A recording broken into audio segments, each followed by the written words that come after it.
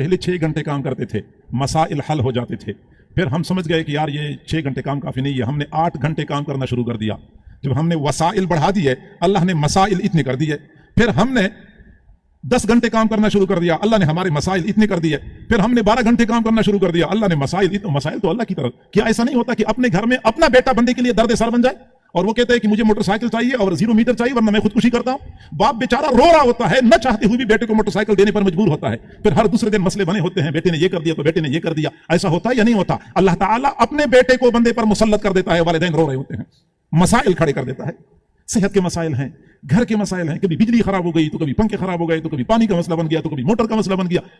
ये सारे मसाइल हैं तब हैं जब जिंदगी में बरकत नहीं है, और जब बरकत आ जाती तो मसाइल हल हो जाते हैं। ये पूछना ये हमारे मदारस में पढ़ाने वाले उलमा से, जिनकी तनख्वाह 20,000, हमारे यहाँ तो अल्हम्दुलिल्लाह अच्छी है। वैसे मदरसों में मसाजिद में तनख्वाहें 15,000 होती हैं, किसी की 12,000 होती हैं। अब वहां पे क्या होता है?